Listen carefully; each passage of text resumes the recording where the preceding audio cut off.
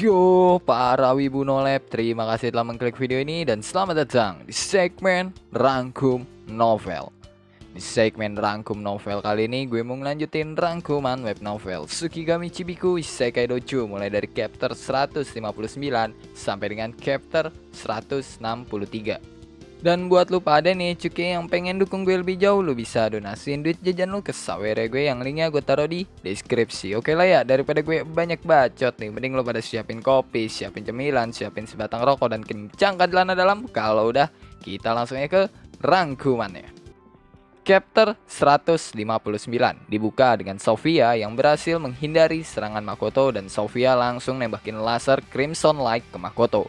Tapi serangan Sofia tuh sama sekali nggak bisa nembus armor manusia sihir Makoto. Mereka dengan intens bertarung lagi. Makoto juga nembakin bola cahaya ke Sofia, tapi bisa dihindarin sama Sofia make teleportasi jarak dekat. Dan karena persepsi Saka yang Makoto pakai, dia bisa tahu tujuan teleportnya Sofia dan langsung nembakin peluru cahaya ke lokasi tujuannya Sofia. Dan untung aja gitu ya, Sofia bisa ngindarin serangan Makoto di detik-detik terakhir. Dan pas Sofia manggil Lancer buat bantu dia, Lancer bilang kalau dia tuh nggak bisa karena dia lagi gelut sama Shiki. Dan karena hal itu, Sofia langsung nunjukin kekuatannya yang ngebuat perlahan-lahan dia tuh berubah jadi Nagakin atau kayak Wyron gitulah. Makoto yang ngeliat itu cukup kaget karena Sofia tuh punya kekuatan 4 naga superior, yaitu kekuatannya Lancer, Waterfall, Cloud, dan Crimson Light. Sofia juga bilang target selanjutnya adalah Sazanami dan Invisible. Setelah itu, Sofia dan Makoto balik gelut lagi, tapi di tengah-tengah gelut mereka, Io malah masuk ke area panggung utama dan nyoba buat nyerang Makoto. Tapi sebelum Io bisa nyerang, Makoto tuh langsung nangkap Io duluan pakai tangan ketiga Makoto yang dia tumbuhin di manusia sihirnya. Makoto dengan ekspresi darknya langsung ngasih peringatan keras ke Io kalau Io nggak cabut dari sini, dia bakal membunuh Io dengan cara yang paling sadis. Habis itu Makoto langsung nerbangin tangan ketiganya ke rudal yang masih mencengkram Io.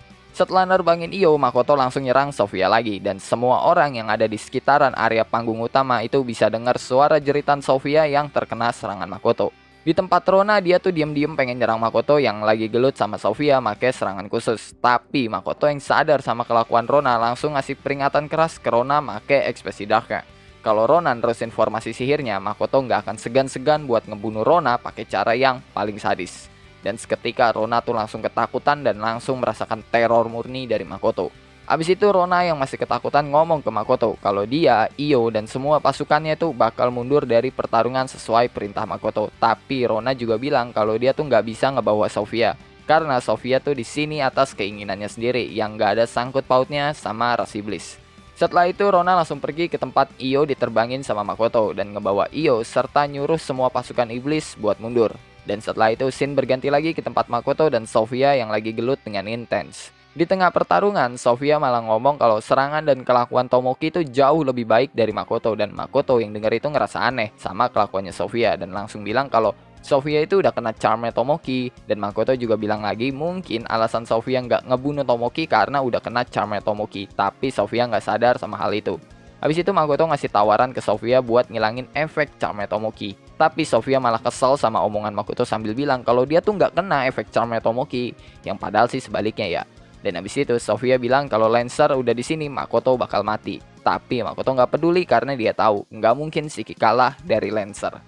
Chapter 160 dibuka dengan Ruth yang lagi ada di kamarnya dan Ruth lagi ngehalu mengandung anaknya Makoto. Dan untungnya gitu ya, kamarnya Ruth tuh udah dipasang sihir kedap suara, jadi ya nggak ada yang dengar kalau Ruth tuh lagi ngehalu. Dan kalau lu mantap-mantap di kamar Ruth juga nggak bakal ada yang dengar cuk. Setelah itu Ruth ngeliat bidang gambar yang mirip TV gitulah, dan di situ memperlihatkan Makoto dan Sofia yang lagi gelut. Ruth yang ngeliat Makoto tuh kegirangan sendiri karena ya ngeliat kebadasan dari Makoto dan ngeliat kekuatannya Makoto. Apalagi ngeliat manusia sihir yang dibuat Makoto yang bikin Ruth jadi cengar-cengir sendiri kayak orang gila. Makoto pernah bilang ke Ruth kalau dia tuh pengen ningkatin energi sihir dan kekuatan sihir yang dia miliki. Dan akhirnya Ruth tuh memperkenalkan beberapa metode ke Makoto buat meningkatkan energi sihir dan kekuatan sihirnya. Tapi Makoto nggak punya kualitas untuk melakukan itu dan pas liburan musim panas Akademi Rose Guard, pasti ada satu hari di mana tuh Makoto mengasingkan diri di tempat yang nggak diketahui sama Ruth dan melanjutkan pelatihannya. Dan betapa kagetnya Ruth pas Makoto ngasih tahu hasil latihannya, yang dimana Makoto jadi bisa mengeluarkan energi sihir sesuai kebutuhannya, yang energi sihir itu bakal menyelimuti Makoto. Contohnya kayak manusia sihir yang sekarang lagi dipakai Makoto buat ngelawan Sofia. Ruth juga nggak pengen gitu kalau disuruh ngitung energi sihir yang Makoto punya sekarang. Karena ya kalau disuruh pakai sihir yang sama kayak Makoto sekarang, maksudnya disuruh ngebuat manusia sihir juga kayak punya Makoto, dia cuma bisa mempertahankannya selama beberapa menit. Yang mana itu menunjukkan kalau energi sihir Makoto itu ada di atas Ruth. Dan ya sebenarnya sih dari tadi Ruth tuh nggak ngelihat Sofia karena gambar yang diproyeksikan dari bidang gambar yang mirip TV itu berasal dari kamera sihir yang dia pasang di Sofia. Dan habis itu Ruth langsung halu lagi sambil bilang kalau Makoto adalah sosok idamannya. Setelah itu Ruth langsung ganti ke wujud ceweknya yang seksi, semok, sekel, dan mon. Chapter 161 dibuka dengan Shiki yang baru bangkit dari puing-puing bangunan setelah pedang menghujani ibu kota Limia. Shiki yang udah bangkit langsung pergi buat ngeliat keadaan Hibiki dan partinya. Dan pas Shiki sampai di tempat partinya Hibiki, dia ngeliat Breda yang berusaha buat diri lagi pakai pedangnya. Chia yang berusaha mati-matian mengeluarkan si Riling, dan Woody yang perutnya udah bolong karena ya dia kena hujan pedang. Sedangkan Hibiki dia tuh masih sehat walafiat. Setelah itu Shiki ngeliat Lancer yang lagi jadi naga melayang di langit-langit ibu kota Limia. Dari tubuh Lancer terasa aura yang sangat kuat. Tapi Shiki yang gak takut mengangkat tongkatnya dan mengeluarkan kabut. Lancer yang ngelihat Shiki langsung berubah ke bentuk manusianya yang udah dewasa. Tanpa basa-basi, Lancer langsung menghujani Shiki pakai pedangnya yang banyak banget. Shiki berhasil ngancurin beberapa pedang dan langsung lari. Tapi dia langsung terpental karena ledakan yang disebabin Lancer.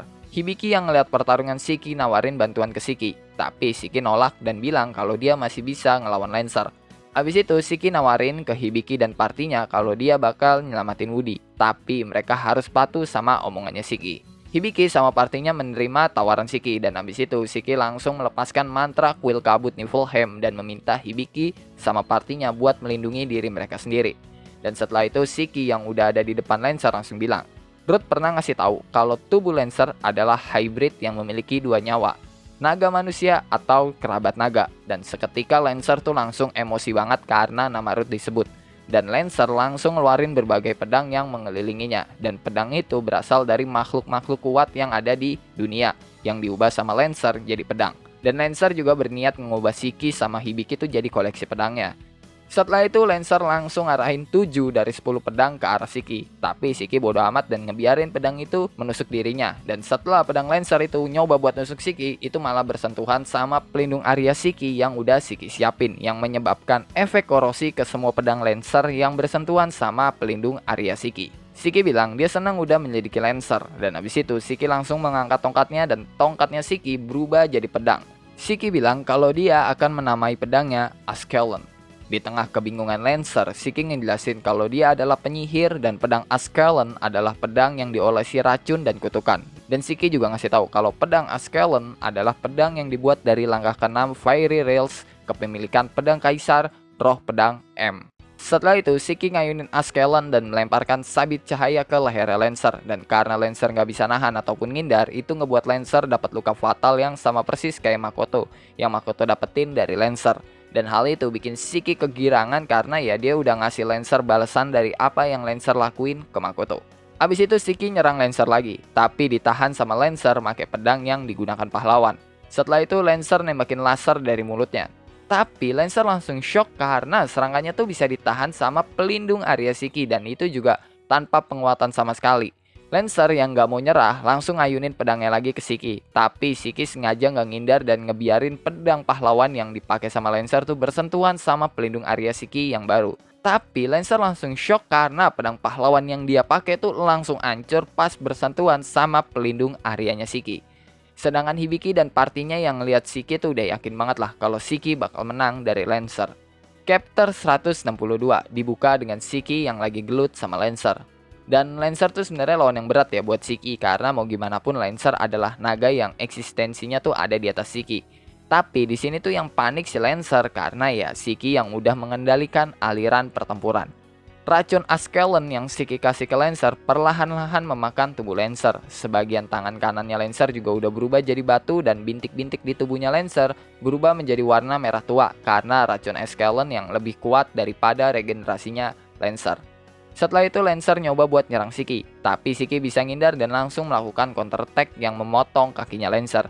Dan niatnya Shiki mau langsung mengakhiri Lancer, tapi karena ada suara dari tempat partinya Hibiki, Shiki langsung berhenti nyerang dan ngeliat ke arah partinya Hibiki. Suara itu berasal dari Joko yang melindungi Chia dari pedangnya Lancer yang nyoba nyerang partinya Hibiki dan ngebikin Hibiki sama Chia jadi koleksi pedangnya Lancer. Dan karena yang kena pedangnya si Lancer itu si Joko, jadi ya Joko yang jadi koleksi pedangnya Lancer, sedangkan Chia sama Hibiki itu masih selamat. Habis itu Shiki langsung lihat Lancer lagi yang kakinya udah buntung karena serangan Shiki tadi. Tapi Lancer masih bisa diri karena kakinya yang buntung itu digantiin sama pedangnya. Dan Lancer sama Shiki kembali gelut lagi dengan intens. Lancer yang gak mau nyerah langsung menghujani Shiki pakai pedangnya yang tak terbatas. Dan Shiki sama sekali gak bisa ngindarin serangannya Lancer. Lancer yang ngeliat itu seneng banget ya, karena ya dia ngerasa kalau Shiki udah mati. Tapi tiba-tiba Shiki muncul dengan wujud manusianya di belakang Lancer dan langsung nyerang Lancer make Askelon yang bikin Lancer langsung mati di tempat. Sedangkan Hibiki yang lihat Shiki muncul di belakang Lancer langsung shock karena penampilan Shiki itu yang berubah drastis. Dan itu disebabkan karena ya serangannya Lancer ngancurin item transformasinya Shiki. Dan itu bikin Shiki pusing sendiri karena ya penampilan aslinya jadi terekspos. Dan setelah itu Shiki mendekati partinya Hibiki dan ngelihat Woody yang lobang di perutnya tuh udah ketutup karena skill healing dari Chia. Tapi belum ada tanda-tanda penyembuhan dari Woody. Abis itu karena janji Shiki sama partinya Hibiki, dia langsung pakai Silver Arm, Agat Arm. Skill healing yang Shiki dapat dari cincinnya Makoto.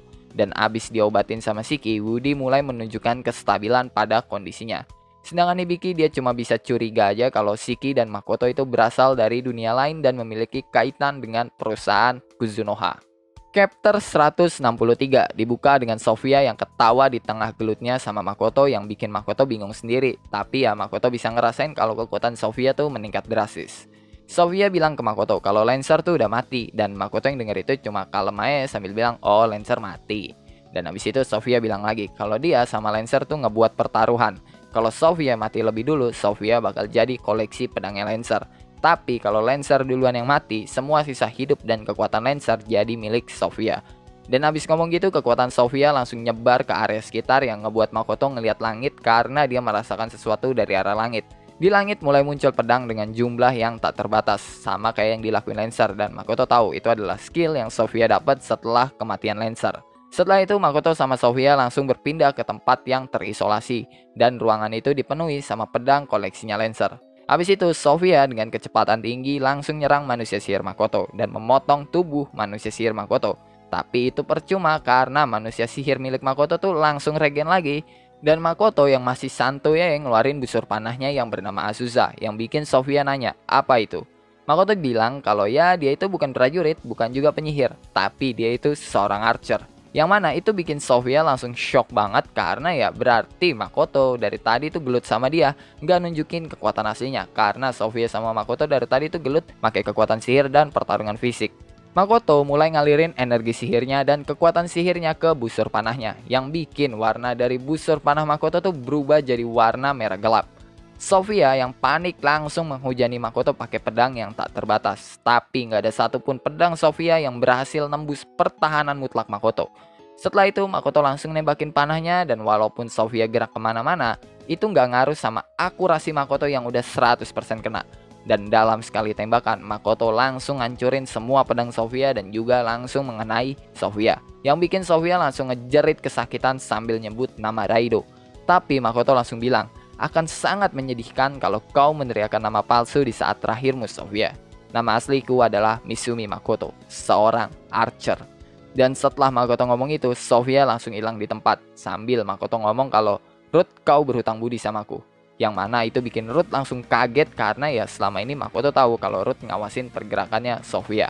Dan setelah Makoto keluar dari tempat isolasi, Makoto langsung lompat dengan ketinggian yang dimana dia bisa ngelihat Stella Fort. Dan pas Makoto udah bisa ngelihat Stella Fort, dia langsung ngebuat pijakan di langit biar dia bisa diri. Makoto langsung ngeganti panah yang dia pakai ke panah biasa. Dan tanpa basa-basi, Makoto langsung nembakin panah sihir ke Stella Fort. Yang bikin Stella Fort langsung hancur dan ngebuat ledakan yang jauh lebih gede dari ledakan yang pernah dibikin Tomoki. Dan setelah itu, scene berganti ke tempat Makoto yang udah ketemu sama Shiki. Makoto nanya ke Shiki tentang Chia yang merupakan pendeta dari Laurel. Dan Shiki jawab kemungkinan Chiato bakal jadi pendeta yang sangat terkenal di masa depan. Dan setelah itu mereka berdua langsung pergi ke Asora dengan Makoto yang menerima transmisi pikiran dari Tomoe yang bilang kalau dia sangat menantikan buat ngasih laporan ke Makoto tentang penyerangan Kaleneon. Oke lah, mungkin cukup sekian ya cuy buat rangkuman kali ini. Kalau lo ada pertanyaan, pendapat, saran, requestan, atau bacotan gak penting, lo bisa tulis lah di kolom komentar. Kalau lo suka sama video ini, lo bisa tekan tombol like. Kalau lo gak suka, lo juga boleh dislike. Gue gak maksa lo kok, buat tekan tombol like. Dan sampai jumpa di video selanjutnya. Jangan lupa ngopi hari ini, and bye-bye.